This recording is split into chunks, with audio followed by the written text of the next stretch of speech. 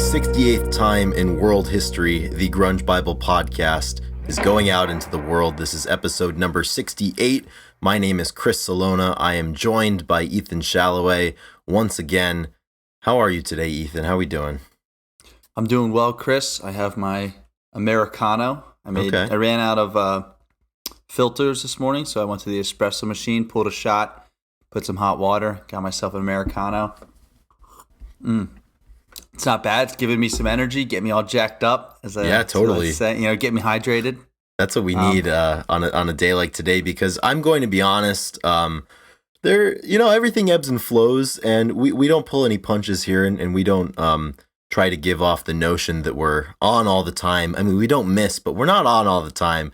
And just as what happens in the summertime, we get very busy. We're doing different things. We're traveling a lot, making some memories and whatnot. And today's a little bit of a tough day. I cannot wake up.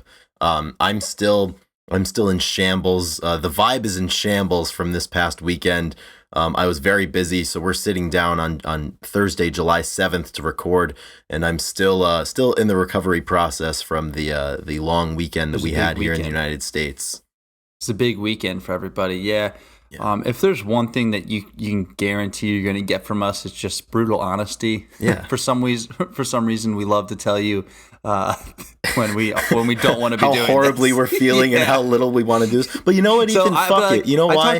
I talked to my brother yesterday. Yeah. He's like, yeah. And he's like, yeah. He's like, so my brother's not a big grunge fan, and he's like, oh, I listened to the July 4th episode. I was like, oh, really? I was like, I didn't know, you listen that much. He's like, right. Well, I look at the titles, and if it doesn't have anything to do with grunge, or if I don't think, that's when I listen. It's like, I just want to hear you guys' banter. And he said, I love how you guys have this shtick where you don't care, and you just, he's like, I think it's great.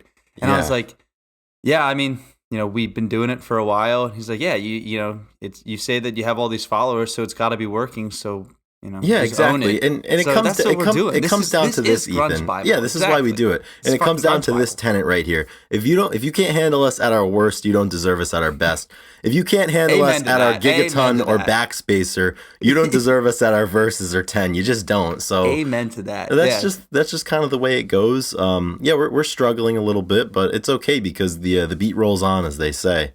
We're not even struggling. It's just going to be different. This is just who we are. Because it's going to be good.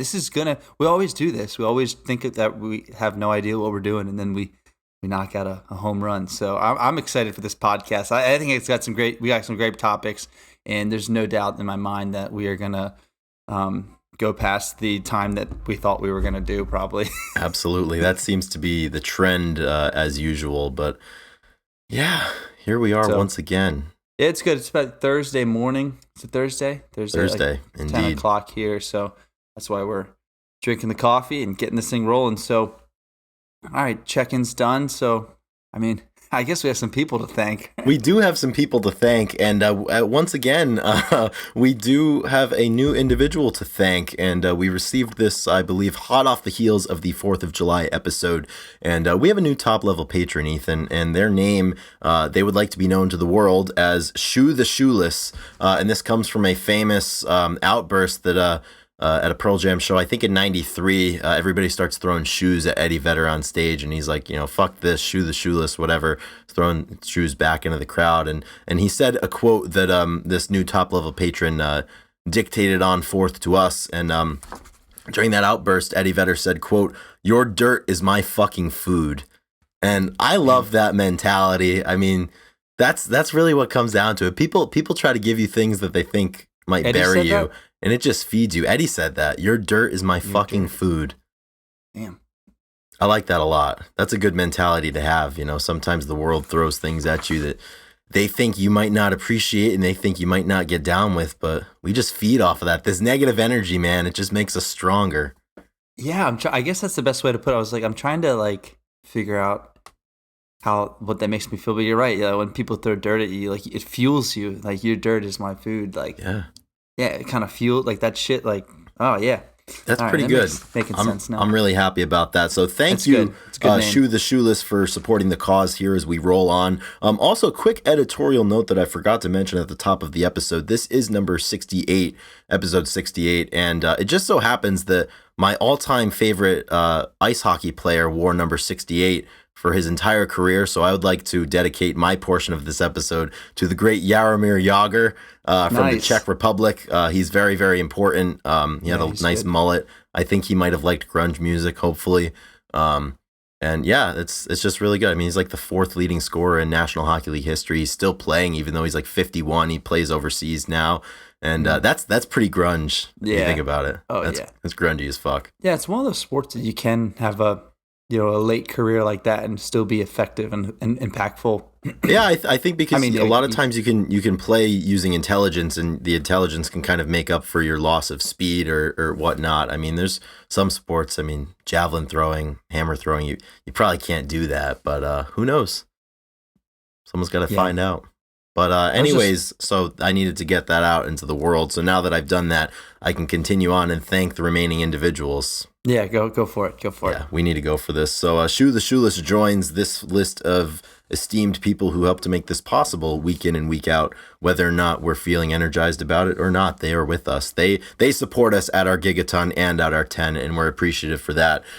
So we would like to thank Brother Nature, Kitty Cooper, I Hate Your Mom, Kara K, The Blue Owl, Fresh Tendonitis, Seattle 4 Fanboy from New Jersey, my mother, Carlene Salona, Jamie Lynn, What the Fuck's Up Denny's, Wayne Staley, our number one fan from Australia, Release, Millie, Alexis Shannon, Kayla Jean, Sunny Mashburn, Chris LSMS, Laura Nyreen, Sue, Nikki Six, Marianne, Jade Mercado, Doug Endy, Black Hole Sean, Captain Hightop, Darian Riddle, Alex Long, Rachel Corning, and Fuck Soup. The best part about the summertime, Ethan, is no one's eating soup anymore, so I don't have to deal with it anymore. But I think I don't take any days off or seasons off from my hatred of soup, and I'm glad to know that Fuck Soup is also standing strong with me there. Yeah, I guess the only question I have for you is, when it comes to the summer, do you put away your hot coffee then as well? I do, yeah. All the time, no matter what. Yeah, I would say most of the time. I think the only exception would be is if I go to a diner. They pour that ripping hot coffee into those little 8-ounce cups that they give you. Nothing better than when they come in and they go, "Hey, sweetie," and they're already pouring your coffee. It's like you've drank like a third of it. You want me to top you off? Yes, please. It's one of those things you can never say no to something like that. Well, no, you don't even ask for coffee. They just come in and just start pouring you up. Like, exactly. They don't even give you the option. Yeah, and then they come and top you off. Yeah, I would say I'm more prone to drinking iced coffee when it's cold as opposed to drinking hot coffee when it's warm. So generally speaking, my iced coffee consumption lingers a little bit longer in the colder months than my hot coffee does into the warmer months. But what about you? I mean, obviously this was already answered earlier. Yeah. I will die drinking hot coffee in the morning. I don't love. I mean, of course, I can drink a good cup of iced coffee if I'm doing a road trip or something. But if I wake up, I need hot coffee. So I'm always drinking hot coffee in the morning. If I'm going to a coffee shop in the afternoon though, and it's it's hot out, it is hard to pass up a good refreshing drink. Like I like a good cold brew. Yeah. Yeah. Oh really? I hate cold brew. I do. Well, I was just gonna say. So you tend to lean more towards hot coffee. It's no secret amongst us that you have the much more defined coffee palate between the two of us. I mean, I've gone on record. I prefer shitty coffee. So that makes sense why I like the Grunge Bible podcast, the shitty cup of coffee. Which it is a shitty cup of coffee. Yeah, what do you have against cold brew? It fucking sucks, dude. Oh.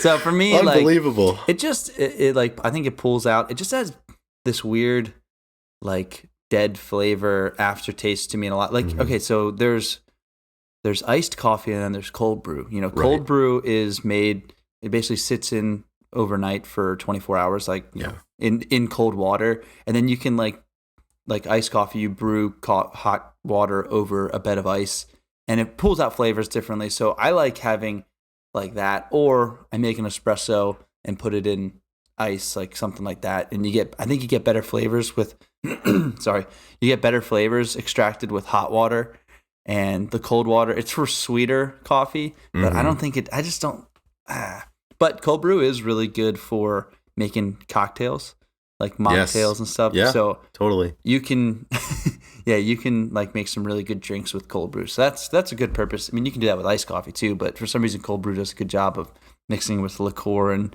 different stuff. Yeah, well, this is good to know. I didn't know you were an opponent of the cold brew, but it's the one thing I think I have to die on that hill. I'm just That's fair. I respect that. I mean, I die on the soup hill, so you can die on the cold brew hill. Yeah. I'm not one to throw stones at anyone else's stands that they take. Yeah. One editorial note, just because you brought up hockey earlier. Yeah. The other day, I was watching TV, and it was a 30 for 30 or one of the sports, documentary series, and the Colorado Avalanche Red Wing documentary of the brawl. Oh, the brawls they used to have in the 90s. They were electric every time. Every time they would play, it was nuts. And it was like the one hit, like, in 96, and then it led to the brawl in March 26th, and it was like it had Lemieux and Claude Lemieux was going after, and Patrick Waugh was in there. I think it was either Osgood or Hasek who was the Red Wings goalie at the time, and it was just and I was just watching. I was like, and because the Stanley Cup just finished up, so I was watching a bunch of hockey and stuff, totally. And it was just great. I was just like, I don't know, I was loving watching the old film, like old hockey film is. Some of the best. That kind of stuff is electric. I mean, it doesn't happen anymore with like a line brawl where every player on the ice is squaring up with somebody else, which begs the question. About the handshake after. Exactly. So this begs the question, Ethan. Which grunge band would hold their own the best in a hockey line brawl? So say somebody, say two of the bands are playing, and somebody steps across that line and hits someone up a little high with an elbow, or takes a cheap shot at the goalie. Which group, assuming the numbers are equal, obviously you would have to assume that, everybody would have the same number of personnel on ice, so it's a fair fight. Yeah. Who do you think would have the upper hand? I mean, we've talked about this on camera before. Do you think the addition of skates would have anything to do with it, though? I think it has to be Soundgarden. Yeah. I'll do you one better, though. I believe that, Ben Shepherd would be the defenseman. He'd probably be laying down the hits, and I think that Kim would be the goalie, and he'd only come out on those big brawls. But when he does come out, like people are watching. Yeah, he's that guy you got to keep an eye on. You don't know. He just kind of stands in that one spot, and you don't know what he's going to do. I would say Soundgarden, though. Yeah. I don't think you can fuck with the Soundgarden on ice, or on any surface for that matter. Who's gonna skip the handshake at the end? Anybody gonna pass up and not want to be? I don't know. See, I think Soundgarden, they're sportsmen, between the whistles, or before the game's over, they're gonna kick ass and take names, but afterwards, I think they respect the game. They might not respect their adversaries, but that's not important. But yeah, I would agree with that. This is the time of the year when, for me, sports is at a low. Right? Yeah, because you don't like baseball that much. I don't like I love baseball. I mean, I like baseball, but I'm not going to watch it at home. Right, which is fair. I think that's a critique most people have of the sport. Yeah, unless it's like October, whatever. But this is the time where you'll be at home, and all of a sudden an old sports doc will come in, and sometimes it just hits you right and pulls you in enough, and all of a sudden you're invested in those old stories. Yeah. And, it's good stuff. It's like an old band that you thought you were sick of, and then you hear the song on the radio, which recently that's kind of been happening to us, Ethan. We've been on a big Jackson Browne kick. He's somebody we've known about him obviously forever. How could you not? But it was kind of one of those things that's Jackson Browne. I kind of know what that's about, and I don't know what it's been lately, and it kind of ties in with what we're going to be talking about today with road trips, and we have one that we have to plan surrounding the Taylor Hawkins tribute show, which we spoke about last week. But if you missed it, Ethan and I were able to, by the grace of some higher power, secure tickets to the LA Forum show on September the 27th. So I think we're going to be playing a little road trip situation, but I have to say this Jackson Browne revival thing we have going on is kind of tied into this. It really is beautiful. So we are planning this road trip, and we're going to do a little brainstorming on air. But what we want to do is, kind of surround the concert with other concerts. And we were thinking, should we fly somewhere and then drive in? But Jackson Browne is playing at Red Rocks, because obviously we were like, should we go to Red Rocks to see a show and then drive over? And the only show that makes sense, I was like, is Jackson Browne. So we started talking. I was like, and the tickets, of course, are like $650 for Jackson Browne. Yeah, they're so unbelievably expensive, which we scoffed at initially. At first, we scoffed at it. At first, we said, hell no. But then we started listening more and started, reading more of the lyrics of Jackson Browne. And now that's not that. I'm kind of mulling it over now. Yeah, now I'm intrigued. That might not be that much. So So yeah, Chris, I was looking, and so if we go from Philadelphia to LA, that's the trip we're looking at. Basically, is I think you might come over. That's about 2,700 miles. Yes. And then Denver is almost in the middle. It's about Philadelphia is about 1,700 miles away, and it's another 1,000 miles to LA. So that's a deceptively long stretch. You wouldn't think that it would be that far to LA from Colorado. Right. The U.S. is bigger than it looks. It's a big piece of land. And so it looks like we've pretty much decided that the first leg. So we don't know exactly dates or how we're going to break it up, but we know the first leg is going to be flying because Chris and I have done a lot of stuff on the east side of the U.S. So I think we got to fly through that. There's no reason to take our time driving. We just jumpstart. I also the ability to put life on hold for what would probably be about 3 weeks. Fuck the Grunge Bible podcast. We're going on a road trip. Dude, I think we need to do a podcast like live on the road, and it'll be shitty audio. It'll from be really the car. From the car. It'll be what it is, but that could be kind of cool. Could be the first Grunge Bible vlog. So I think we've talked about this probably before, but that first leg is going to be flying. So, what is your airline playlist look like, and what do you kind of do for music? What is your just general travel for a flight that we're going to be doing? Yeah, I definitely you always have to have music ready. So I used to have to download Spotify playlists because I didn't want to splurge with my data for the access off of Wi-Fi networks. But I do have an unlimited plan, so I just realized that there was no point in me doing that. I think it was more of a symbolic gesture than anything else. So, but now the problem is because I'm so used to just being able to access anything at any time. Sometimes when I travel, I get caught slipping and I don't have the appropriate volume of playlists and artists and albums downloaded. But there's not really at this point. I know we spoke about this, I think last year around this time. There's no rhyme or reason currently for the types of music that I listen to when I fly. It's pretty much just whatever has been tickling my fancy at that point.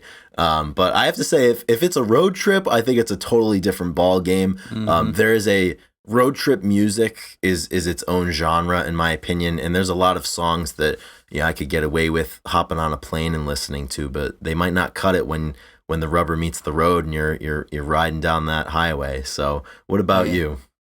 For the flight aspect of it, in the same way, I have my liked playlist. Yeah. All the songs that I like, they download. So at bare minimum, if I forget to download a new album, that playlist will be there, which are the songs that I apparently liked at some point. So I should be okay with it. Yeah, because you're not a playlist person. You just like stuff. You never know what you're going to get. No. So I only make playlists in very special scenarios, which we're going to talk about because I did start making a Taylor Hawkins tribute concert playlist because we're going to be on the road together, and it's songs that I want to listen to with you and Connor Endy, who will also be joining us. But yeah, so son of top level patron Doug Endy, son of top important to mention, and shout out to Doug Endy because Doug actually sponsored Connor's ticket. It was top level patron Doug Endy is actually trying to go to the Wembley. He's doing some work over in Europe. No kidding. And yeah, and he's probably going to be over there during the time of the first tribute, and he's gonna do everything he can to go there. And I will not put it past him to. I wouldn't count out procure some tickets. I would not count out Doug Endy, but you're right. Talk about the showmanship. We talk about buying 2 tickets at once. Doug always buys 4.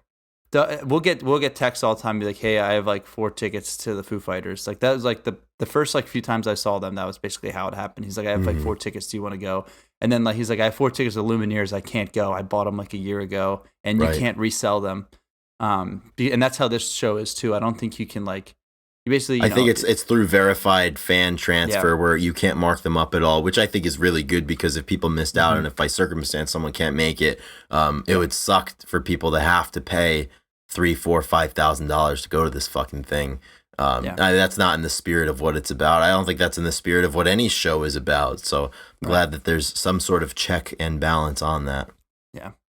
But he's offloaded a bunch of tickets to us. He's like, here you go. And which is incredible. That's honorable. Yeah, very. Anyway, so we'll just, I like listen to Pink Floyd when I'm in the air, though. I find Pink Floyd and believe it or not, Bob Dylan. I have like really, yeah. I just had like it was one of those like when I first started traveling at Pittsburgh, like it was one. Yeah, of the only, we were heavy into Dylan at the time. I just had the music on my on my phone, and that's what I listened to. So car rides though, let's go through this because we're probably. It looks like there's a possibility we fly to Phoenix and do like there's more natural beauty down there that we could access a little bit easier, which we still may if we go to Denver. But it looks like we might be flying into Denver. There's more concerts around that time. Yeah, because I know Front Bottoms are going to be in Boulder, Colorado, and then obviously our savior Jackson Browne will be at Red Rocks. They're the same night on Sunday night, so we'd have to pick one. And then, so this that's a hard choice. It's hard. So we'd either see one of those, and then we'd have promptly 24 hours to drive and get to, because we'd have all of Monday. I guess a little bit more than we'd have all of Monday. So that's a pretty easy. I think that'd be a pretty easy go. Yeah, right? I think that would be doable. 1,000 miles and 1,000 miles in a day. 3 drivers. You just spell each other as the day goes on. I think that's doable. Pretty easy. What was I gonna say? Oh yeah, so we'll probably be. That's like how long is that in the car? I actually want to look at that. 1,000 miles.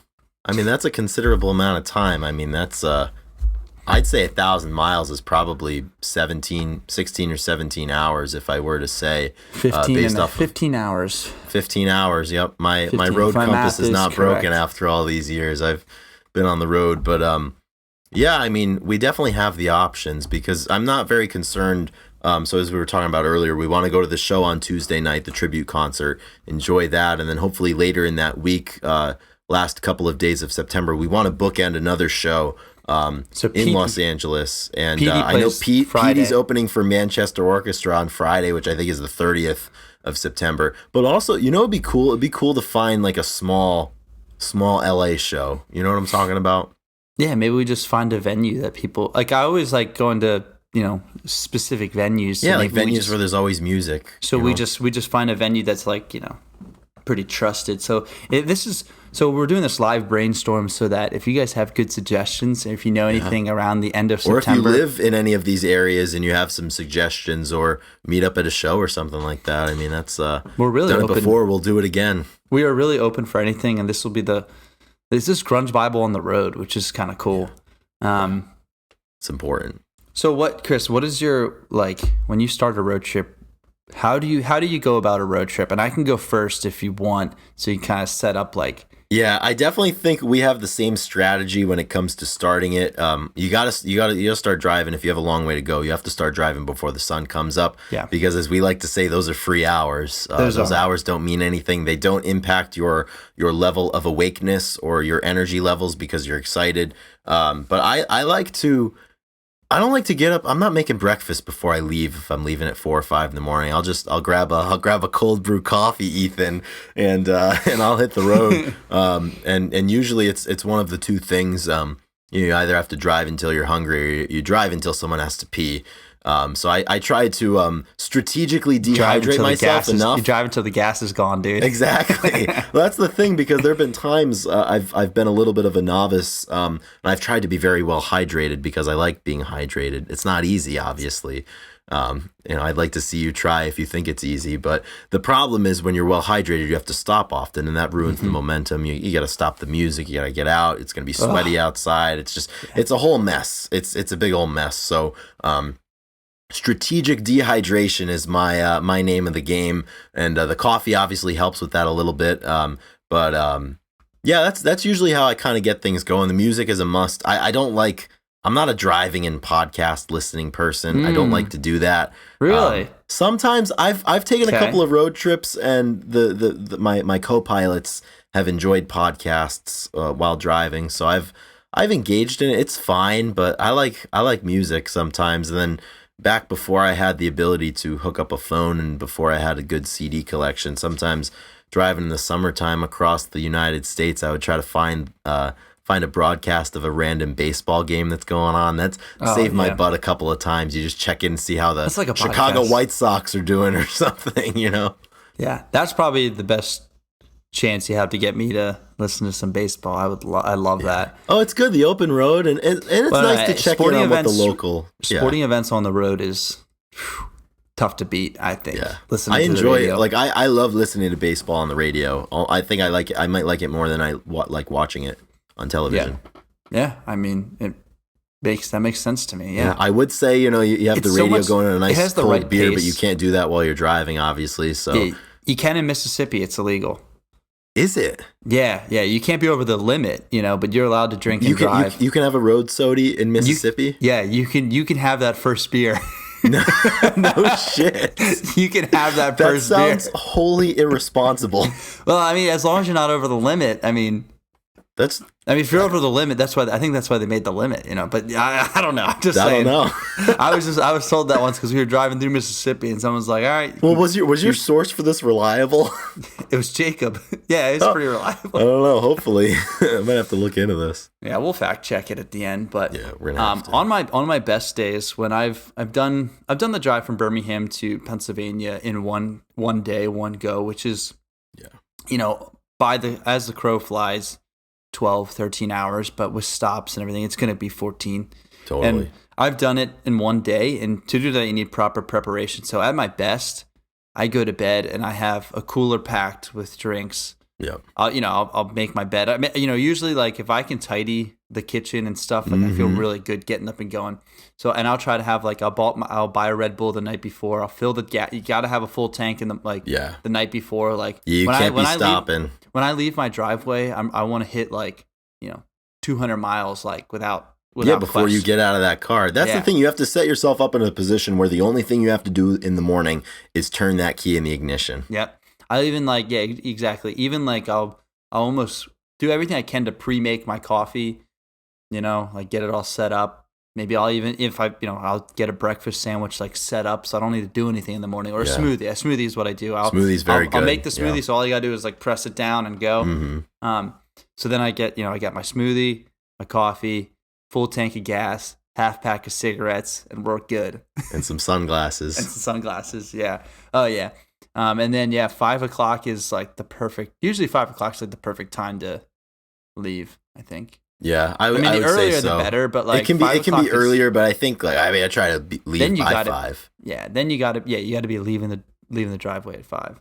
Yeah, I think my favorite thing too, because I went to college in Iowa, and I live in Rhode Island. I grew up in Rhode Island, so during the summertime, I would drive back and forth to go and visit home, and that was like a 1,400-mile trip. So it was like 22 hours, 21 hours, which was a little too much to do in one day. So I'd usually stop to either visit friends or just grab a hotel on the side of the road. And my plan was always to get the lion's share done in one day. So try to do 16 or 17. But if you leave early enough and you're driving solo and you're just grabbing a hotel, it feels so good. You leave early, you get a solid 13, 14, 15 hours in, but then you pull in and it's like 6 or 7 p.m. and you've gifted yourself the entire night to do whatever you want, because you're on no one's time but your own. And the drive the next day is a lot easier because you've only left yourself 5 or 6 hours. And I think that's important. This is very much one of those things where preparation counts and preparation matters, which I think is why we're, you and I, you much less so than I am. Neither of us are big planners of many things. We just kind of let things go. But this is going to be one of those trips out to this tribute show where if we have a good plan and we could just go ahead. POA. A nice plan of attack. That's true. Very, very true. We're going to have to make one of those. Yeah, I mean, for some reason, I love planning the road trip and trying to be really. Also, I guess I lied about that. I'm a liar. Just this stuff specifically. If I can get excited about it and have something about being efficient, you know what I mean? I don't stop unless I gotta gas, grease. We stop at one stop shop, and try and it's like a pit crew, Exactly. I was gonna say one other thing. Oh yeah. What do you go to on the road? Let's talk about vices. So, oh man, are you a sunflower seed guy, a cigarette guy, a nicotine? What are we doing on the road to keep us awake? If it's getting dark and you're at hour 10 Yeah. You know, I mean, it happens before this, obviously. Clearly.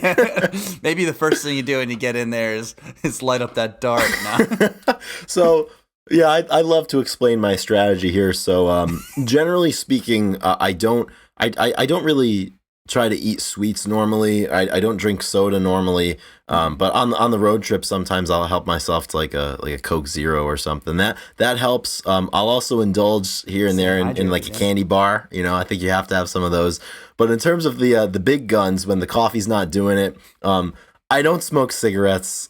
Period. I don't smoke them in the car. Clearly, I don't like sunflower seeds. They're too much of a mess. But you know, we all do have certain things that we need to do, and I have been known to resort to the nicotine, not the tobacco, just the nicotine, the Zins, the whatever other brands, those.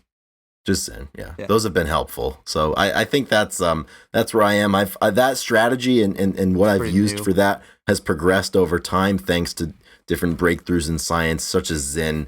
I've been able to clean that product up a little better, but you know, I'm not a user of any of those things really from day to day. A lot of us are smokers. Chris. Yeah, that's the thing. But when it comes down to it, when you're on the road, I mean, you have to. You gotta do something. What about you? I feel like we might be similar on 100%. Some of those levels. Yeah, 100%. So, I love cracking the windows. Obviously, they keep you up. Turn up the music. I'm a big sunflower seed guy. I think crunchy is the way to go. So like corn nuts, sunflower seeds. Yep. Something that, you know, I mean, chips are fine. Yeah. I do like Red Bull. I usually get an 8-ounce Red Bull. Okay, I like Bang personally. I'll use a Bang from time to time, or Bang Celsius. I mean, an 8-ounce Red Bull has like only 80 milligrams of, or something like that, and which is good because like, you don't need 300 megs of caffeine to sit behind the wheel of a car. Exactly, I know. That's a Bang. Trust me, I've been there. Well, I go with the lower can because if I get it, you know, if you get a 16-ounce can, you're gonna drink 16 ounces, and then one, you're gonna have to pee faster. And then 2, it's just, you know, it's just a lot more. You're gonna be all jacked up for the ride. That's no good. So I love a good 8-ounce Red Bull, but yeah, when it comes to I like the snus pouches a little bit. Yep. You know, the Camel snus and also the Zyn when needed, and for some reason I don't use them a ton, but when I'm out if I'm playing disc golf or if I'm doing a road trip, it's customary to have something to do. And it's so funny. When I was younger, I remember asking people, like, I had a couple of roommates that dipped a ton. I was like, why do you do this? Yeah. And they're just like, I don't know. I get bored. It gives me something to do. And I never really understood that until like you're on the road for 10 hours or something, and you know, you need something to do, and you're all out of sunflower seeds, or you don't like sunflower seeds. And, right. You know, it gives you something to do. And kind of weird. But for some reason, the road or manual labor, stuff like that really brings that out. So yeah, no, I identify with that too. And because I was the kid in class that was always kind of like clicking the pen, like I need to do something. I need to have some sort of occupation aside from keeping my hands on the wheel, which obviously you'd like to be doing while you're driving. So I totally feel that. You know, it's one of those things that I do have to say, if I have a co-pilot, the frequency with which I resort to these different things is impacted. You know, if I have someone with me, I might not do any of these things because you have someone to talk to. But if you're alone, you know, there's only so many friends you can call, and I know we're large proponents of that. The phone lines open up when we head out onto the road. And that's another reason I love road trips and I like to drive, because it forces. I do 3 things. I like podcasts. Yep. Like usually just my normal like routine. I don't really search for more. Yeah. Unless I did that before I left. Yeah. Like, Sometimes I'm not you'll gonna be bank on the some though. Yeah. Yeah. So I'll listen to that and I'll go to music, and then I like calling people a ton. That's always a really good option. Catching up with people. It's free time. I feel like you have better conversations too. Oh yeah. The thing is, you got to catch that person at the right time too, because if, you know, you're like, hey, I got 8 hours. Yes.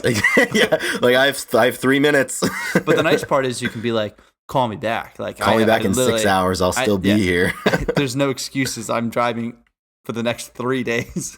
I have to say, on the rare occasions that it's happened, one of the greatest feelings in this department is you're on the road and one of your best friends is also on the road. Heck yes. And this has happened to us a few times where we're both on the road, and Yeah, It's like those checking conversations, in. they just seem to matter a little bit more. I don't know. It's hard to explain. Some like we're totally those people that the road and the open road and traveling, that's important to us. It kind of impacts us in a little way, as I think it does a lot of people. So you just you kind of think bigger when you're out there. Yeah, I think speaking on that, every time I get on the road and I'm driving and I'm going from city to city, state to state, and I'm kind of crossing lines, and you're thinking about it. Usually it comes at the end of a season. I mean, I guess there's a lot of like traveling, but usually like this time of year, going to and from college, it's A always lot like to unpack. it's always the time when your mind is racing the most. You're always thinking about the most. What's next? What just happened? And dude, yeah, it's like it's always such a good time to really because when you're I feel like when I'm on a plane, I don't do it as much. No, because you're just trying to get to you're a think passive participant in yes, what's passive, going on. exactly. Just like our old coach said, like if, let somebody else drive because it's stimulus you don't realize. Yeah. Because so when you're driving, you're Has a thinking, cost. and you have to like. So I think you're so much more engaged with your mind while you're driving. Because Yep. if you're a passenger, you may nod off, but you can't do Right. that when you're driving. No, you can't. Oh my gosh. Yeah, I would agree with that 100%. And I definitely have a feeling we're going to employ all of these, and I'm excited to build this playlist. Yeah. With our eyes towards this, because there's always I can think back to specific road trips that I've had over the years, and I can remember a song or two pretty much from every single one of them. And it's kind of that weird intersection with we already kind of feel like things kind of line up. They make a little more sense when you're traveling, especially if you can share it with other people. And I'm really excited for this list to come to fruition. It's interesting that when you want people to listen to music or you're in a certain setting, just like we just talked about, you have a lot more time to listen. I mean, talk to people. Yeah. But now when we show songs, like you can, it's like, well, if this song's a dud, it's only 4 minutes out of this 15 hours. So yeah, like, this is you have more time to be open to those things and to share them, because how many times, for example, one of your friends, like I know people will send me songs, or people will send me TikToks or YouTube videos to watch. I'm like I don't have time for this right now. Like let me just cherry pick the chorus and then get on with my day. But when you're out there, I mean, I've got an album recommendation. Be like, all right, like no problem. There's only 7% of the time I'm going to be sitting in this car today. Just let it rip. It's only an hour. Yeah, exactly. And I think we will probably do the album front to back, of a lot of the Foo Fighters. I put so the playlist right now is at about 2 hours. So pretty modest. I'm just kind of cherry picking as like I'm listening. I'm like, oh, this will be a good song to listen to Chris. This would be a good one. This would be a good one. Yeah. Put down a lot of the Foo are on there. Doctor My Eyes, of course, Running on Naturally. Empty. Yep. The Road by Jackson Browne. Some very important titles. Yeah. I think also it affects us Tom a lot Petty's because so much guy. has been written about the road. And I mean, there have been artists that have forged their entire careers on that concept. And I know, as a big Bruce Springsteen fan, a lot of his music is about that. And, he's inspired so many people that there's a lot of other artists that have kind of carried that torch. I think of the Wonder Years, for example. They have a lot of songs about this type of stuff. I was going to comment. Passing Through a Screen Door. I mean, that one comes to mind immediately. I was going to say that the emo rock is going to make because we love that genre. Yeah, and I was going to say it's probably not a like surprise to us, but it shouldn't be. It shouldn't be, but I think that like when we get in the car and we start rocking out, like it always does something for me when I'm on the road. Oh, totally. I mean, you've got rock. the Menzingers, Modern Baseball, Title Fight, the Wonder Years. I mean, there's so many good acts out there. Oh, yeah. That they just hit different. They have no business going that hard on the road, but they do. They do it for us, Ethan. They do it for us. Yeah, it's gonna be fun. So, what bands do you need to hear on the road? Ah, man, I think there's some non-negotiables for me. I need to hear some Creedence. I need to hear some Bob Seger. Pretty much any shit like that. I need to hear some Eagles. Yeah, I was gonna say the Eagles is a great road trip band for sure. Yeah, I Yeah, also, I mean, the there's. classic rock has a, if you will, a stranglehold on the. Oh, the I see what you did there. if I don't hear stranglehold at least 3 times throughout that 15-hour drive, then what the fuck? That is the only good thing that Ted Nugent has ever done with his life, in my opinion, is that song "Stranglehold." We'll probably listen to the most Judas Priest we've ever listened to. Yeah, we're definitely going to. We're gonna reach. I also need to hear some Sublime, to be honest. Oh, I like Sublime on the road. Stone Temple Pilots are very, very good for the road as well, I think. I also have a really big soft spot for the road. Pearl obviously. Jam.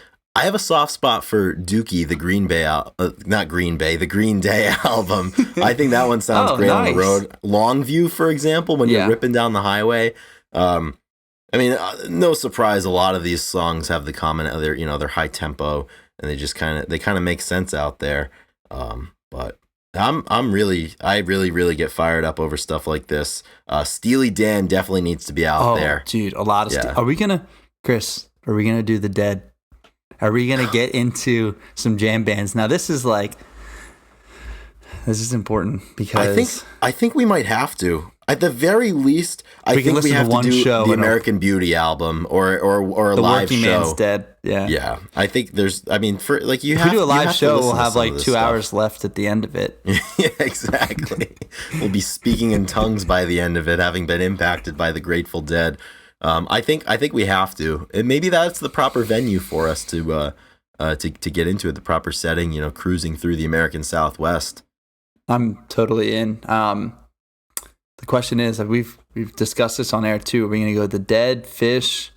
I think it's got to be the Dead. And kind of talking about this, the one thing that continues to make me excited about this trip is, one, I get to share it with people that are very important to me. Number two, I get to go to a concert that is going to be, it's hard to explain what it's going to be, and even after the fact, I think it's going to be even harder. But number three, in terms of shows, music, and just different activities and things that we could do, there's no shortage of opportunity. We could construct this trip in about 20 different ways, and all 20 of them will have their own merits, and they'll be exciting. And I kind of get excited thinking about it. And it's already the middle of July. This episode's coming out on the 11th, and before we know it, it'll be here, and I'm excited. So, let me pull up the other bands that'll be on the bill. All right, so looking at the list, we have Stuart Copeland. Oh, Miley Cyrus. We get to see Miley. We can check her off our list. That'll be good. Oh, I'm excited for that one. You're probably more excited for Joshua Homme will be there. I like him as we've spoken about, so that's gonna be good. Chris Chaney, Joan Jett. Alanis Morissette, Elaine Johannes, John Paul Jones, Geddy Lee, Chad Smith, Nikki Sixx. That's probably Nikki your favorite. Sixx is finally. I'm gonna get to see him. Gene Simmons, Roger Taylor, Rufus Taylor, Wolfgang Van Halen, Brad Wilk, Pat Wilson, Nancy Wilson, and special appearance by Chevy Metal. And plus more will be announced. I think the thing I'm excited about, similar to the Chris Cornell tribute that happened, is it's going to be interesting to see how all of these individuals and musicians kind of work together, and who's going to be doing what and for what songs. I assume it's going to be a lot. It's going to be Foo Fighters covers. It's going to be. I'm sure Alanis might do some of her stuff because Taylor played with her. But it's going to be really interesting, similar to that Chris Cornell show, in the sense that you don't know who's going to be taking vocals for this or who's going to come out for this song and how they're going to structure it. But the thing I'm interested, so this is going to be the second one. The Wembley one is coming first, I think, at the beginning of September. So I wonder how similar or how different these shows are going to be.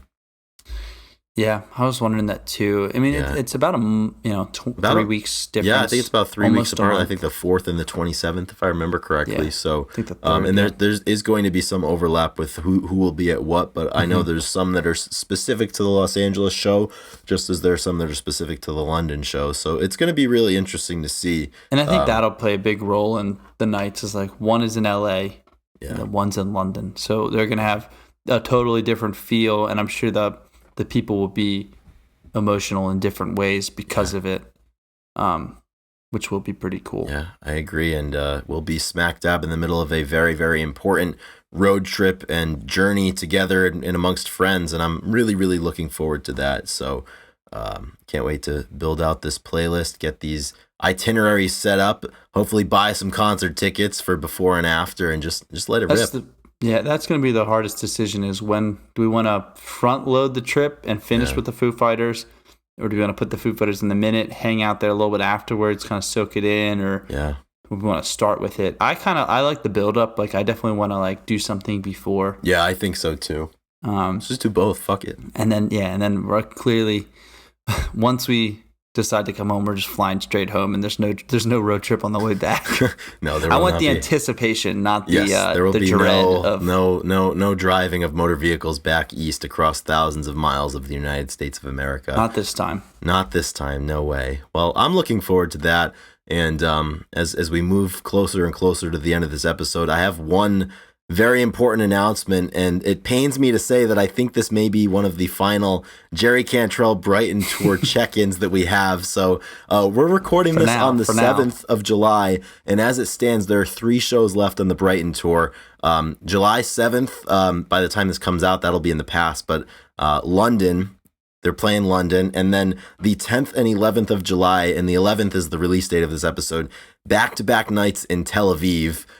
So as it stands, this episode is coming out on the final scheduled date of the Jerry Cantrell Brighton Tour. So it hasn't happened yet, but I know that he rocked it. Yeah, I'm sure. Like London hasn't happened yet, but by the time this comes out, he'll have rocked the fuck out of London. I know we have some people that are based out there that will be attending that. I'm looking forward to seeing what that's like. And those last 2 shows in Tel Aviv before they pack it on up. I'm kind of emotional about this. Yeah, I'm not ready for it to be done. It's me either. It's like your favorite album; it's coming to an end, and you're just gonna have to click repeat. Or it's like when you're reading a book or watching a movie that's really, really impacted you. You don't want to close that last page, because then that weird feeling you get when it's done. Yeah, it's like at the end of Where the Red Fern Grows, and it's just like it's kind of there's too much closure involved. It's like the end of Good Will Hunting when they go to check up on him, but he's gone and he's driving out to California. You just don't know how to feel. I feel like I'm mourning the loss of something that is no longer mine, and it's grown up now, and it's out into the world and into the hearts and minds of many.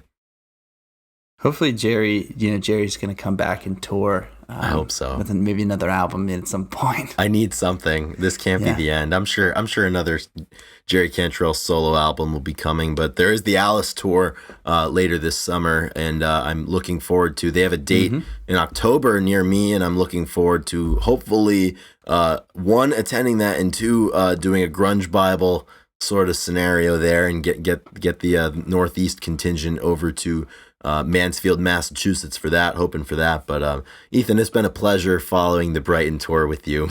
It's one of my favorite aspects of the past 5 weeks that we've had talking about. It's been a long time. Yeah, we saw him in April. On Easter. We're both vets of the Brighton tour. We were there. We were there, man.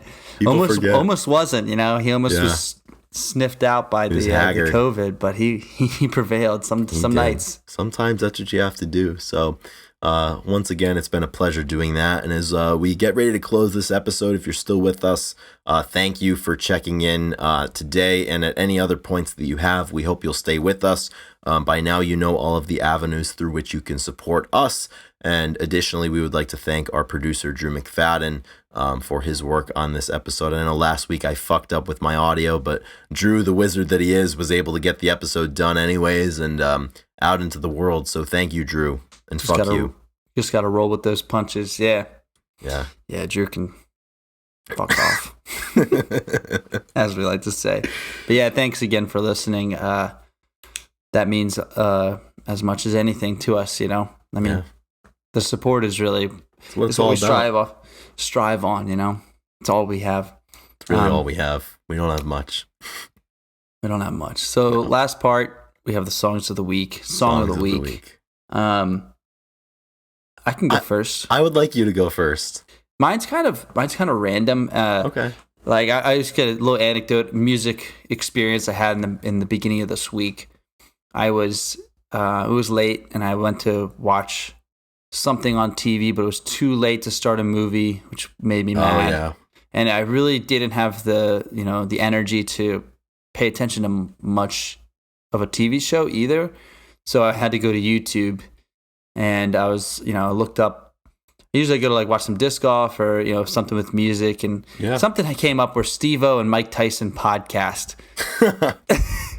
and it was the story of when Wu-Tang almost killed Steve-O on stage. And so I watched a video, and Steve-O literally, back when Old Dirty Bastard died, ODP, one of the original members of Wu-Tang, in like 2004, and they had a tribute, or 2006, and they had a tribute concert for him. And Steve-O, this is crazy hearing this. Steve-O was obviously on drugs and very, drunk or whatever. And he was on stage. He talked to Method Man and asked him if he could do a tribute for ODP. And he wanted to do a naked backflip on stage. One where he tucks himself in and does a backflip. He called it a double backflip. And there's literally video of him getting on stage in front of a crowd and all of the Wu-Tang Clan getting naked, saying it's a tribute, and doing a backflip. And then one of the members, Raekwon, like grabbed Steve-O and was just like, "You better apologize, or I'm gonna kill you. Like, I'm gonna beat you up in front of everybody." And Steve-O's like, I'm sorry. And there's video online, and it just blew my mind. I was like, this actually happened. I was like, Steve-O almost died on stage trying to do a tribute. So anyway, then I started looking up some Wu-Tang and some ODP stuff. And one of his biggest songs is the Brooklyn Zoo. And, he was, a very unique rapper. He was pretty incredible, and he had like a really unique style.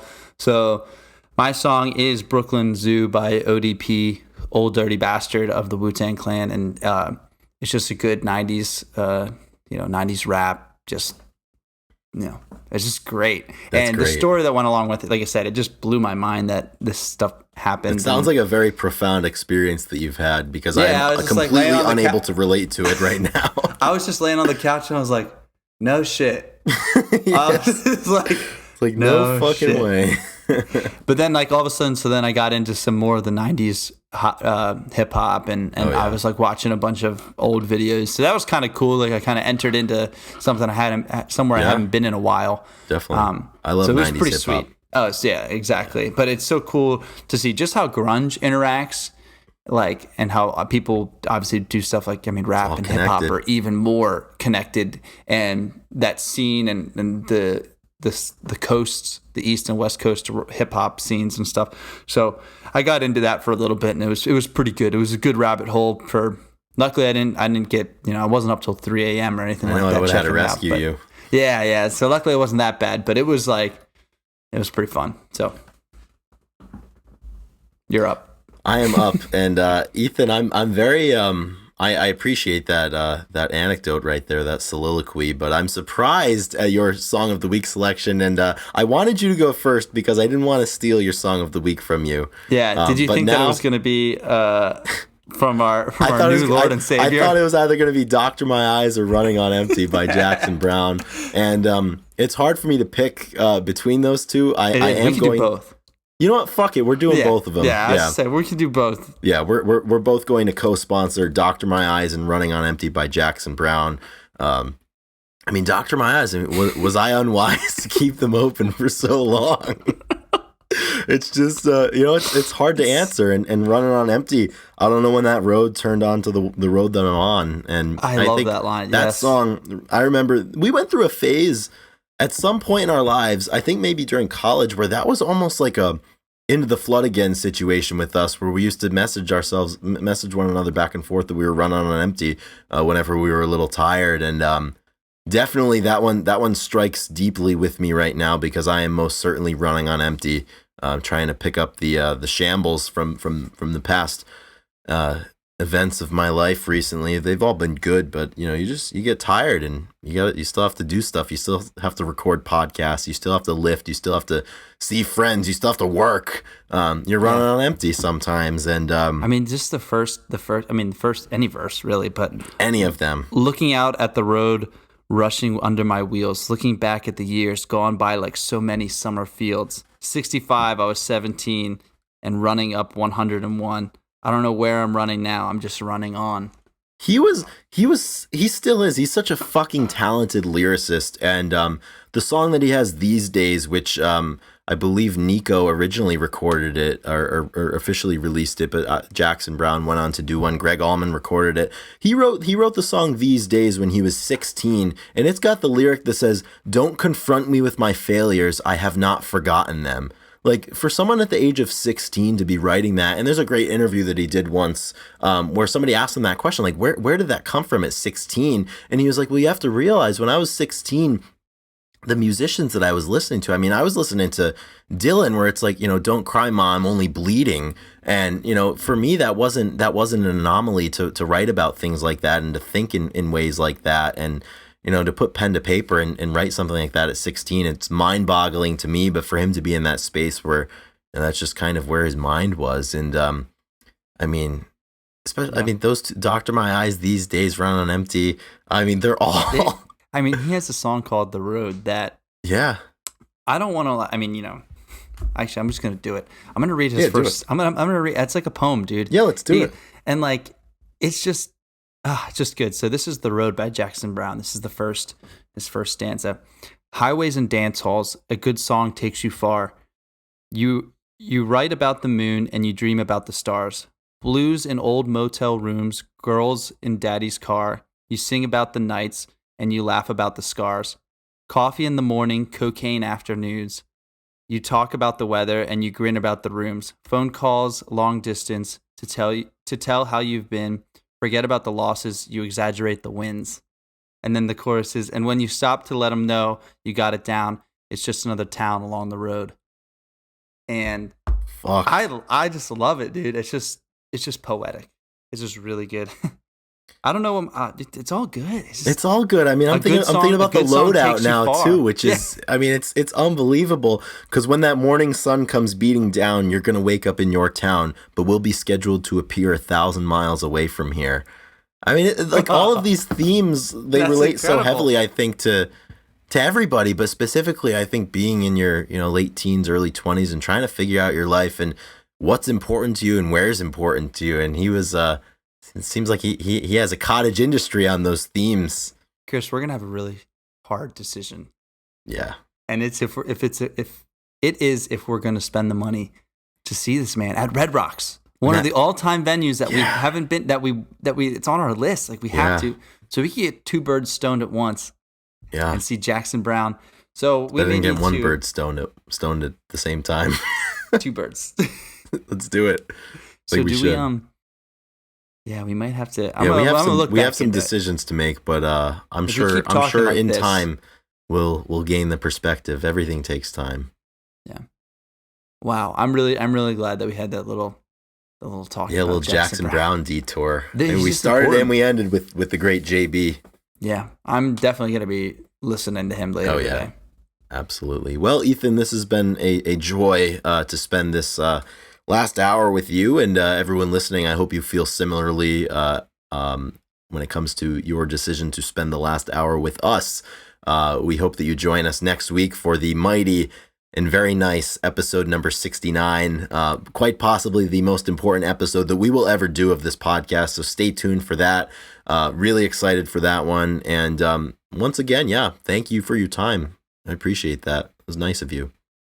Yep, and if you feel so inclined, please share this with people. Try and get us out there, because try to break into some other people's algorithms that's going to help us down the road, and hopefully leave a review if you'd like. Good or bad, anything works. And then just come back next week. That's all we can ask. Yeah, we'll see you on down the road. So have a great week. Enjoy it, and like I said, we'll see you next week. Take it easy. Take care, everybody. Rock and roll.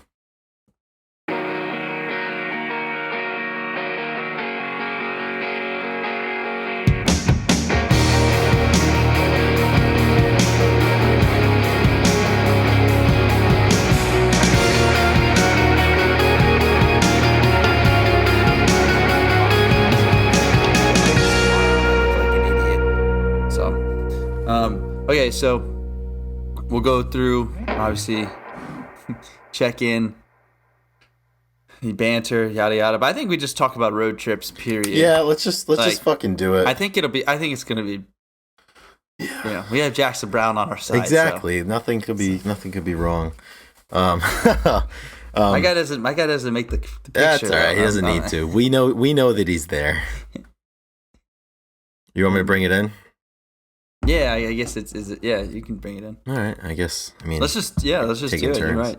All right, fuck it. I'm gonna start my clock. You ready? How now, brown cow? Yes. Welcome back, everyone, and for the 68th time in